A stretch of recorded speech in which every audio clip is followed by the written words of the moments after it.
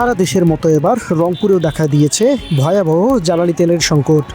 চরম ভোগান্তিতে পড়েছেন মোটরসাইকেল চালকসহ অন্যান্য পরিবহন চালকরা।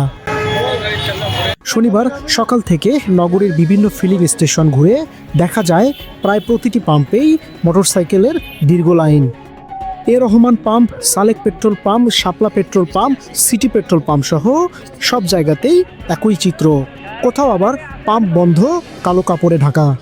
আমরা যারা আছি, যাদের গাড়ি আছে, আমরা এই ভোগান্তি থেকে আমরা দ্রুত এর অবসান চাই। তো দেখা যায় ম্যাক্সিমাম ফিলিং স্টেশনে গেলে দীর্ঘ সময় ধরে থাকা লাগতেছে, প্রায় 1-1.5 ঘন্টা 3 ঘন্টা চলে যাচ্ছে। আমরা কাজে কর্মে বের হয়ে দেখা যায় সেখানে সিরিয়াল দিতে 2-3 ঘন্টা চলে যায়।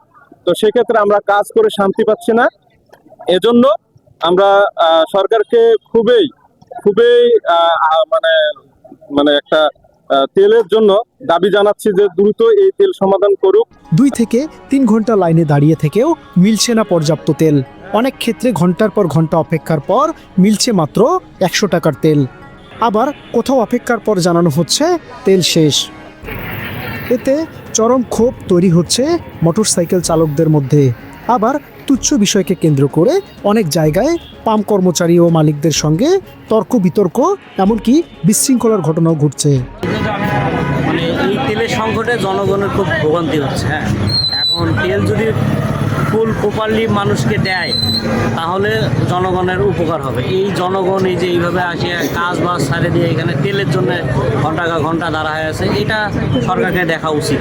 অন্যদিকে পাম্প মালিকদের দাবি, চাহিদা অনুযায়ী জ্বালানি সরবরাহ না থাকায় এই সংকট তৈরি হয়েছে। এই অবস্থায় দ্রুত সমাধান না হলে সাধারণ মানুষের ভোগান্তি আরও বাড়বে, এমনটাই আশঙ্কা সবার। আনোয়ারুল ইসলাম রনি, দৈনিক অগ্রযাত্রা প্রতিদিন, রংপুর। অগ্রযাত্রা প্রতিদিন, নির্ভীক প্রত্যয়ে উজ্জীবিত।